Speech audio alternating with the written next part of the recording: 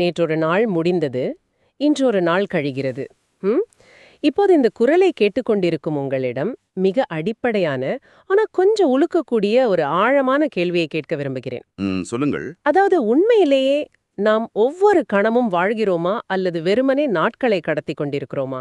இது எல்லோரையும் சிந்திக்க வைக்கும் ஒரு ஆழமான கேள்வி. ஆமாம், மரணம் என்பது என்றோ ஒரு நாள் எங்கேயோ ஒரு மருத்துவமனையிலோ அல்லது முதிய வயதிலோ நடக்கப் போகும் ஒரு இறுதி நிகழ்வு என்றுதான் நாம் நம்பி வாழ்ந்து கொண்டிருக்கிறோம், இல்லையா? கட்டாயமாக அப்படிதான் நினைக்கிறோம். ஆனால் உண்மை அதுவல்ல. ஒவ்வொரு நாளும் நாம் விழிப்போடு வாழத் தவறவிடும் ஒவ்வொரு தருணத்திலும் நம்மை அறியாமலேயே மரணம் நமக்குள்ளே ஒரு சிறு பகுதியாக நிகழ்ந்து கொண்டே இருக்கிறது. மிகச்சரியான பதிவு. நமது இன்றைய தேடலின் முக்கிய நோக்கம், இப்படி நம் கைகளிலிருந்து நழுவி உருகி மறையும் இந்த நேரத்தை எப்படி உண்மையான அர்த்தமுள்ள வாழ்வாக மாற்றுவது என்பதை புரிந்து கொள்வதுதான். இந்த சிந்தனை பயணத்தில் நீங்களும் எங்களுடன் ஒருவராக இணைந்திருக்கிறீர்கள். மிக ஆழமான ஒரு அமைதியான தொடக்கம் இது. நாம் வாழ்கிறோமா அல்லது வெறும் மூச்சு விட்டுக் கொண்டிருக்கிறோமா என்ற இந்த கேள்விக்கான பதிலை 2000 ஆண்டுகளுக்கு முன்பே திருவள்ளுவர் மிக துல்லியமாக பதிவு செய்திருக்கிறார். ஓ, அப்படியா? எந்த குறள் அது? அறத்துப்பாலில் அரண் வலியுறுத்தல் என்ற அதிகாரத்தில் வரும் 38வது குறள் இது. அதாவது, வீழ்நாள் படாமை நன்றாற்றின் அதொருவன் வாழ்நாள் வழியடைக்கும் கல். வீழ்நாள் படாமை நன்றாற்றின். ஆமாம். இந்த குறளின் நேரடி அர்த்தம் மிகவும் எளிமையானது. ஒரு நாள் கூட வீணாகாமல், அதாவது எந்த ஒரு நாளையும் தள்ளி போடாமல் தொடர்ந்து ஒருவன் நல்ல செயல்களை, அறத்தை செய்தால் அந்த தொடர்ச்சியான செயலே அவன் இனி பிறவி எடுக்கும் வழியை அடைக்கும் ஒரு மாபெரும் கல்லாக மாறும் என்பதுதான் இதன் பொருள். வீழ்நாள் படாமை, அதாவது விழும் நாள் இல்லாமல். இதை நான் இப்படி புரிந்து கொள்ளலாமா என்று பாருங்கள். சரி, சொல்லுங்கள். ஒரு மிகப்பெரிய வெள்ளம் நம்மை நோக்கி பாய்ந்து வருகிறது. அதுதான் நம் வாழ்க்கையின் துன்பம் அல்லது தேவையற்ற கர்மா என்று வைத்துக்கொள்வோம். ஒரு நல்ல உதாரணம். தினமும் நாம் செய்யும் ஒவ்வொரு சிறிய நற்செயலும் அந்த வெள்ளத்தை தடுக்கும் சுவரில் நாம் வைக்கும் ஒவ்வொரு செங்கல். ஒரு நாள் கூட தவறாமல் நாம் அந்த செங்கலை வைக்க வேண்டும். அப்படிதானே? சரியாக சொன்னீர்கள். எந்த நாளோ ஒரு நாள் சோம்பேறித்தனத்தாலோ அல்லது சுயநலத்தாலோ நாம் அந்த செங்கலை வைக்கத் தவறினால், அந்த இடைவெளியில் வெள்ளம் புகுந்து ஒட்டுமொத்த சுவரையும் இடித்துவிடும். அந்த ஒரு இடைவெளிதான் வீழ்நாள். அதனால தான் வள்ளுவர் ஒரு நாள் கூட தவறாமல் கல்லை வைங்கிறாரா? அந்த வெள்ளம் மற்றும் செங்கல் ஓமை மிகச்சிறப்பாக பொருந்துகிறது. ஆனால் இங்கே நாம் புரிந்து கொள்ள வேண்டிய நுட்பமான விஷயம் என்னவென்றால், அந்த வெள்ளம் எங்கோ வெளியிலிருந்து வரவில்லை. ஓ, வெளியிலிருந்து வரவில்லையா? ஆமாம், அது நமக்குள்ளேயே உற்பத்தியாகும் வெள்ளம். வள்ளுவர் நன்றாற்றின் என்று மட்டும் சொல்லவில்லை, வீழ்நாள் படாமை என்கிறார். ஒரு நாள் கூட இடையில் தவறாமல் செய்வதுதான் இங்கே திறவுகோள். தொடர்ச்சி ரொம்ப முக்கியம் என்கிறீர்கள். கட்டாயமாக. இங்கேதான் நாம் மனித மனத்தின் ஆழமான உளவியலுக்குள் நுழைய வேண்டும். அறம் செய்ய வேண்டும், நல்லவனாக இருக்க வேண்டும் என்ற ஆசை எல்லா மனிதர்களுக்கும் அடிமனதில் இருக்கவே செய்கிறது. ஆனால் அதை தொடர்ந்து செய்வதில் நாம் ஏன் தோற்கிறோம் என்பதுதான் கேள்வி. அது எனக்கும் உள்ள மிகப்பெரிய கேள்விதான். இந்த தள்ளி போடும் பழக்கம் மனித குலத்துக்கே உள்ள ஒரு சாபம்னு நினைக்கிறேன். ஆமா, மனித இயல்பது. நாளையிலிருந்து கண்டிப்பாக வாக்கிங் போகிறேன். நாளை முதல் ஆபீஸில் யாரிடமும் கோபப்பட மாட்டேன். நாளை முதல் என் குடும்பத்தினரிடம் இன்னும் அன்பாக நேரம் செலவிடுவேன் என்று மனித மனம் ஏன் எப்போதும் இந்த நாளை என்ற கன்னிவலையில் விழுகிறது? இது ஒரு முக்கியமான உளவியல் சிக்கல். இது ஏதோ வெறும் சோம்பேறித்தனம் என்று எனக்கு தோன்றவில்லை. இது நம் அகந்தையின், அதாவது ஈகோவின் ஒரு தற்காப்பு உத்தியா? உறுதியாக. உளவியலில் இதை மிக தெளிவாக விளக்குகிறார்கள். மனித மூளை எப்போதுமே ஆற்றலை சேமிக்கவே பழகியிருக்கிறது. ஆற்றலை சேமிக்கவா? அதாவது எனர்ஜி கன்சர்வேஷன். ஆமா, அதேதான். ஒரு புதிய நல்ல பழக்கத்தை உருவாக்குவதற்கோ அல்லது ஒரு இக்கட்டான சூழ்நிலையில் பொறுமையை கையாளுவதற்கோ மூளைக்கு அதிக ஆற்றல் தேவைப்படுகிறது. சரி. அதனால் அந்த சிரமத்தை தவிர்க்க நம் மனம் எப்போதுமே நிகழ்காலத்தை தவிர்த்து எதிர்காலத்தில் வாழ பழகிவிடுகிறது. இதைத்தான் உளவியலாளர்கள் எதிர்காலத்தின் மீதான பற்றுப்பாடு என்று குறிப்பிடுகிறார்கள். ஓ, அப்போ நாளை பார்த்து கொள்ளலாம் என்பது ஒரு விதமான தப்பிக்கும் வழியா? ஆமா, நாளை பார்த்து கொள்ளலாம் என்பது ஒரு விதமான அச்சம்.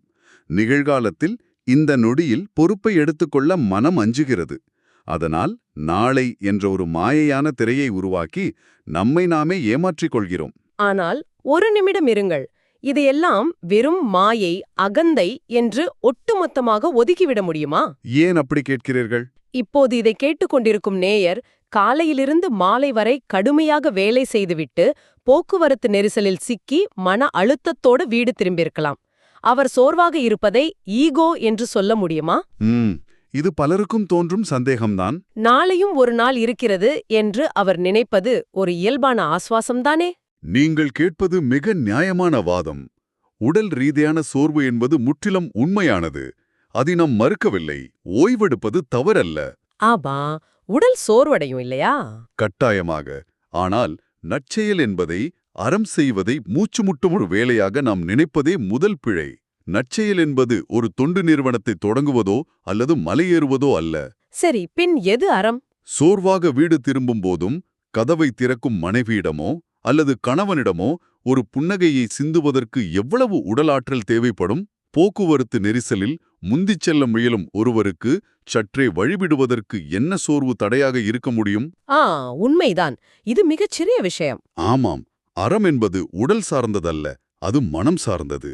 இங்கே நாம் புகழ்பெற்ற உளவியலாளர் விக்டர் பிராங்க்லின் வாழ்வோடு இதை பொருத்தி பார்க்க வேண்டும். ஓ, விக்டர் பிராங்க்லா? சொல்லுங்கள். நாசிவதை முகாபர்களில் சித்திரவதைகளை அனுபவித்த அவர் சொல்லும் உண்மை என்ன தெரியுமா? வாழ்க்கையின் அர்த்தம் என்பது என்றோ ஒரு நாள் நடக்கப் போகும் ஒரு பெரிய சாதனையில் இல்லை.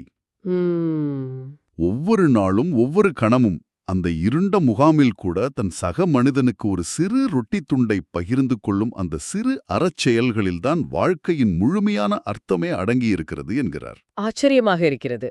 அவ்வளவு துயரத்திலும் அறமா? ஆமாம், அறத்தை இன்று செய்ய மறுப்பது வெறும் ஒரு செயலை தள்ளிப்போவதல்ல, அது அந்த நாளுக்கான வாழ்க்கையின் அர்த்தத்தையே கொல்வதற்கு சமம். அதாவது நல்ல விஷயத்தை தள்ளி போடுவது என்பது நம் வாழ்க்கையையே தள்ளி போடுவது. கேட்கும்போதே இது நம்மை உலுக்கும் உண்மையாக இருக்கிறது. உண்மைதான். சுத்தமானது அல்ல என்பதை நான் பல தத்துவங்களை படிக்கும்போது உணர்ந்திருக்கிறேன். 100% உண்மை. இந்த திருக்குறளின் மையக் கருத்தை உலகம் முழுவதும் உள்ள பல சிந்தனையாளர்கள் வெவ்வேறு காலகட்டங்களில் முற்றிலும் முரண்பட்ட பின்னணிகளிலிருந்து கொண்டு எதிரொலித்திருக்கிறார்கள். இதை நாம் வரலாற்று ரீதியாக பார்த்தால் இன்னும் ஆச்சரியமாக இருக்கும் இல்லையா? ஆமாம். முதலில் நாம் நவீன ஆன்மீக உளவியலாளர் எக்கார்ட் டோலேவின் பார்வையை எடுத்துக்கொள்வோம். அவர் நிகழ்காலத்தின் சக்தி என்பதை பற்றி ஆழமாக பேசுகிறார். பவர் ஆஃப் நவ், அப்படிதானே? அதேதான். மனித மனம் என்பது எப்போதுமே கடந்த காலத்தின் நினைவுகளிலோ அல்லது எதிர்காலத்தின் கற்பனையிலோ தான் இயங்குகிறது. அறம் செய்ய நாளை என்று சொல்வது மனதின் மிகப்பெரிய மாயை. ஏன்னா நாளை என்பது என்றுமே வருவதில்லை இல்லையா? மிகச்சரியாக சொன்னீர்கள். இருப்பது இந்த ஒரு கணம் மட்டுமே. அந்த நிகழ்காலத்தை அறமின்றி வீணாக்குவது என்பது நாம் உயிரோடு இருப்பதையே வீணாக்குவதற்கு சமம். எக்கார்ட் டோலேவின் இந்த நிகழ்கால சக்தி எனக்கு புரிகிறது. ஆனா வரலாற்று பின்னணியில் பார்க்கும்போது எனக்கு ரோமானிய சக்கரவர்த்தியான மார்க்கஸ் அரேலியஸின் சிந்தனைகள் தான் உடனடியாக நினைவுக்கு வருகிறது. ஸ்டோயிக் தத்துவஞானி மார்க்கஸ் அரேலியஸ். ஆமாம், உலகத்தையே ஆண்ட ஒரு மகாபெரும் சக்கரவர்த்தி அவர். அவருக்கு கீழே பிரம்மாண்டமான இராணுவம் இருந்தது, அளவில்லாத செல்வம் இருந்தது. அவர் நினைத்திருந்தால் உலகத்தின் எந்த சுகத்தையும் அனுபவத்திருக்க முடியும். கட்டாயமாக. ஆனா போர்க்களத்தில் ஒரு கூடாரத்துக்குள் அமர்ந்து கொண்டு அவர் எழுதின தியான குறிப்புகள் எவ்வளவு எளிமையானவை தெரியுமா? சொல்லுங்கள். அவர் தனக்குத்தானே சொல்லிக் கொள்கிறார், 10,000 ஆண்டுகள் வாழப்போவது போல் செயல்படாதே. மரணம் உன் நிழலாகவே உன்னுடன் நடந்து கொண்டிருக்கிறது. உயிரோடு இருக்கும்போதே, உனக்கு கொஞ்சமாவது நேரம் இருக்கும்போதே நற்செயல்களைச் செய். மிக ஆழமான வரிகள். ஆமாம், ஒரு மாபெரும் சக்கரவர்த்தி தன் அதிகாரத்தின் உச்சத்தில் இருந்து கொண்டு இப்படி சொல்கிறார். இது வள்ளுவரின் வீழ்நாள் படாமை என்ற வரிக்கு எவ்வளவு நெருக்கமாக இருக்கிறது. அந்த ஒப்பீடு மிக ஆழமானது. ஒரு பக்கம் உலகையே ஆண்ட மேற்கத்திய மார்க்கஸ் அரேலியஸ் இப்படி சொல்கிறார் என்றால், அப்படியே நேர்மாறான ஒரு பின்னணியை கொண்ட நாம் தமிழ் மரபில் வந்த பட்டினத்தாரின் வாழ்வை பாருங்கள். பட்டினத்தார் மாபெரும் செல்வத்தை திரட்டிய ஒரு வணிகர் அவர் இல்லையா? ஆமாம். ஒரு கட்டத்தில் எல்லாவற்றையும் தூக்கி எறிந்துவிட்டு தெருவுக்கு வருகிறார். பட்டினத்தார் இந்த உடலின் நிலையாமையை, மரணத்தின் நிச்சயத்தை மிக கடுமையாக உணர்த்தியவர். அவருடைய பாடல்கள் மிகவும் சக்தி வாய்ந்தவை. எப்போது இந்த மூச்சு நிற்கும் என்று உனக்கு தெரியாது, எனவே மூச்சு இருக்கும்போதே ஈகை செய், அறம் செய் என்பது அவர் முன்வைத்த ஆணித்தரமான வாதம். சரியாக சொன்னீர்கள். அரண்மனையில் இருந்த மார்க்கஸ் அரேலியஸும் தெருவில் நின்ற பட்டினத்தாரும் முற்றிலும் வேறுபட்ட கலாச்சாரங்களை சேர்ந்தவர்கள். ஆனால் அவர்கள் கண்டடைந்த இறுதி உண்மை ஒன்றுதான். அதைத்தான் வள்ளுவர் பல நூற்றாண்டுகளுக்கு முன்பே 2 வரிகளில் வீழ்நாள் படாமை நன்றாற்றின் என்று மிக சுருக்கமாகவும் ஆனால் மிக அழுத்தமாகவும் பதிவு செய்துவிட்டார். இந்த மூவரையும் இணைத்து பார்க்கும்போது இது ஏதோ ஒரு மதத்தின் அல்லது ஒரு மொழியின் தத்துவம் இல்லை, இது மனித இருப்புக்கான ஒரு அடிப்படை விதி என்பது தெளிவாகிறது. நிச்சயமாக. சரி, இப்போது இந்த குறளின் மிக ஆழமான, அதே சமயம் எனக்கு சற்று குழப்பமான ஒரு பகுதிக்கு வருவோம். என்ன குழப்பம்? கேளுங்கள். வள்ளுவர் இந்த குறளின் இறுதியில் வாழ்நாள் வழியடைக்கும் கல் என்கிறார். அதாவது தொடர்ந்து அறம் செய்தால் அது பிறவிப் பெருங்கடலின் வழியை அடைக்கும் கல்லாக மாறும் என்று சொல்கிறார்கள். ஆமாம். உண்மையாக சொல்ல வேண்டுமென்றால் இந்த பிறவிப் பெருங்கடல், அடுத்த ஜென்மம் போன்ற வார்த்தைகளை கேட்டாலே இன்றைய தலைமுறைக்கு ஒருவித அந்நியத்தன்மை வந்துவிடுகிறது. அது உண்மைதான். பலருக்கும் இந்த தயக்கம் இருக்கிறது. ஒவ்வொரு நாளும் இஎம்ஐ கட்டவும் அலுவலக பிரச்சனைகளை சமாளிக்கவும் போராடிக் கொண்டிருக்கும் ஒரு சாதாரண மனிதன் இதை எப்படி தன் வாழ்க்கையோடு பொருத்திப் பார்ப்பது? அடுத்த ஜென்மத்தில் என்ன நடக்கும் என்பதற்காக நான் ஏன் இன்று அறம் செய்ய வேண்டும்? இந்த ஆன்மீக ஆழத்தை எப்படி புரிந்து கொள்வது? உங்கள் கேள்வி மிகவும் யதார்த்தமானது. பொதுவாக பிறவி அல்லது மறுபிறவி என்றவுடன் நாம் இறந்து மீண்டும் வேறொரு உடம்பில் பிறப்பதை கற்பனை செய்து கொள்கிறோம். அந்த நம்பிக்கைகள் ஒரு புறம் இருக்கட்டும். சரி, வேற எப்படி இதை பார்ப்பது? ஆனால் ஆன்மீக உண்மையோன்மை ஆணக்கில் பிறவி என்பது என்றோ ஒரு நாள் உடல் எடுப்பது மட்டுமல்ல, ஒவ்வொரு நாளும் ஒவ்வொரு கணமும் நமக்குள்ளேயே நிகழும் உளவியல் ரீதியான பிறப்பைத்தான் ஞானிகள் குறிப்பிடுகிறார்கள். உளவியல் ரீதியான பிறப்பா? கொஞ்சம் விளக்கமாக சொல்ல முடியுமா? அதாவது ஒவ்வொரு முறையும் உங்களுக்குள் தேவையில்லாத கோபம் பிறக்கும்போது, பொறாமை முளைக்கும்போது, எல்லாவற்றுக்கும் மேலாக நான், எனது என்ற சுயநலம், அதாவது ஈகோ தலை தூக்கும்போது உங்களுக்குள் ஒரு புதிய பிறவி நிகழ்கிறது. ஓ, இதத்தான் பிறவி என்கிறார்களா? ஆமாம், அந்த தொடர்ச்சியான எதிர்மறை எண்ணங்களின் பிறப்புதான் உண்மையான பிறப்பு துன்பம். ஒரு நிமிடம், இது எனக்கு முற்றிலும் புதிய ஒரு கோணத்தை கொடுக்கிறது. அப்படியென்றால் போக்குவரத்து நெரிசலில் என் வண்டியை ஒருவர் முந்திச் செல்லும்போது நான் கோபப்பட்டு சத்தம் போடும் அந்த நொடியில் எனக்குள் அமைதியான என் பழைய நிலை இறந்து கோபத்தால் கொதிக்கும் ஒரு புதிய நான் பிறக்கிறேனா? மிகச் சரியாக பிடித்து விட்டீர்கள். அந்த புதிய நான் அடுத்த சில மணி நேரங்களுக்கு என் மன அமைதியை கெடுத்து என் நாளை நாசமாக்குகிறது. இதத்தான் நீங்கள் ஒவ்வொரு கணமும் நிகழும் மறுபிறவி என்கிறீர்களா? ஆமாம், அதேதான். அந்த சிறு கோபத்தின் விளைவால் நீங்கள் அலுவலகத்தில் மற்றவர்களிடம் எரிந்து விழுவீர்கள். அதன் விளைவு உங்கள் முடிவுகளை பாதிக்கும். இது ஒரு சங்கிலித் தொடர் போன்றது. இது ரொம்ப ஆபத்தானது. நீங்கள் தொடர்ந்து ஒரு நாள் கூட தவறாமல் நற்செயல்களை செய்யும்போது என்ன நடக்கிறது தெரியுமா? என்ன நடக்கிறது? ஆழமான சுய விழிப்புணர்வோடும் எந்த பலனையும் எதிர்பாராத சரணடைதலோடும் நீங்கள் ஒரு சிறு அறத்தை செய்யும்போது உங்களுக்குள்ளே இருக்கும் அந்த ஈகோ, அந்த அகந்தை மெல்ல மெல்ல கரையத் தொடங்குகிறது. ஈகோ கரைகிறதா? ஆமாம். நான் செய்கிறேன் என்ற எண்ணம் அழிந்து உங்களை மீறி ஒரு பெரிய பிரபஞ்ச ஆற்றலோடு நீங்கள் ஒரு ஆழமான தொடர்பை ஏற்படுத்திக் கொள்கிறீர்கள். அந்த தொடர்ச்சியான நற்செயல், அந்த நிஸ்வார்த்தமான நல்லெண்ணம் உங்களுக்குள் ஒரு பெரிய பாறையாக மாறி அமர்கிறது. ஓ, அந்த பாறைதான் கல்லா? ஆமாம், அந்த பாறை உங்களுக்குள் கோபமும் அகந்தையும் துன்பமும் மீண்டும் மீண்டும் பிறப்பதற்கான வழியை முற்றிலும் அடைத்து விடுகிறது. அதுதான் வள்ளுவர் குறிப்பிடும் அந்த வழியடைக்கும் கல். இது ரொம்ப ஆழமான விளக்கம். நீங்கள் அடுத்த ஜென்மத்துக்காக அறம் செய்ய வேண்டாம். இன்று பகலில் உங்கள் நிம்மதியை குலைக்க வரும் அகந்தை என்ற அரக்கனின் வழியை அடைக்க காலையில் ஒரு சிறு அறத்தைச் செய்யுங்கள். இதை கேட்கும்போதே மனம் ஒருவித ஆழமான அமைதியை அடைகிறது. அகந்தையின் பிறப்பை அடைக்கும் கல் எவ்வளோ அற்புதமான, அதே சமயம் நடைமுறைக்கு ஒத்து வரும் ஒரு விளக்கம் இது. உண்மைதான். சரி, தத்துவமும் உளவியலும் தெளிவாக புரிந்துவிட்டது. ஆனால் இப்போது இதை கேட்கொண்டிருக்கும் நேயர் தன்னுடைய பரபரப்பான வாழ்க்கையில் 1000 வேலைகளுக்கு நடுவே இந்த கல்லை எப்படி தினமும் தன்னுடைய பாதையில் வைப்பது? இந்த தத்துவத்தை நடைமுறை வாழ்க்கைக்கு கொண்டு வர நாம் என்ன செய்ய வேண்டும்? இது வெறும் தத்துவமாகவோ அல்லது யூடியூப் வீடியோக்களில் கேட்டுவிட்டு மறந்துவிடும் விஷயமாகவோ அங்கிவிடக்கூடாது. இது வாழ்வியலாக மாற வேண்டும். நிச்சயமாக. என்ன செய்யலாம்? இதற்கு மிக எளிமையான ஆனால் சக்தி வாய்ந்த 3 பழக்கங்களை நாம் கடைபிடிக்கலாம். முதலாவது, அறம் செய்ய பெரிய தருணங்களுக்காக காத்திருக்க வேண்டாம். பெரிய தருணங்கள் வேண்டாம் என்கிறீர்கள்? ஆமாம், மைக்ரோ ஹேபிட்ஸ் என்று சொல்வார்களே, சிறு பழக்கங்கள். அதுபோல மைக்ரோ அறம் செய்ய பழகுங்கள். அறம் என்றவுடன் லட்சக்கணக்கில் நன்கொடை கொடுப்பதோ காடுகளை காப்பாற்றுவதோ மட்டும்தான் என்று நினைக்க வேண்டாம். வேறு எப்படி ஆரம்பிக்கலாம்? உங்கள் அலுவலகத்தில் தவிக்கும் ஒரு சக ஊழியருக்கு புன்னகையுடன் ஒரு சிறு உதவி செய்வது, அடுக்குமாடி குறிப்பின் லிஃப்டில் யாரோ வருவதற்குள் கதவை மூடாமல் கொஞ்சம் பொறுமையோடு காத்திருப்பது, வீட்டில் உள்ளவர்களிடம் ஒரு நிமிடம் எந்த எதிர்பார்ப்புமின்றி கனிவாக பேசுவது, இவை அனைத்துமே மிகச் சிறந்த அறம்தான்.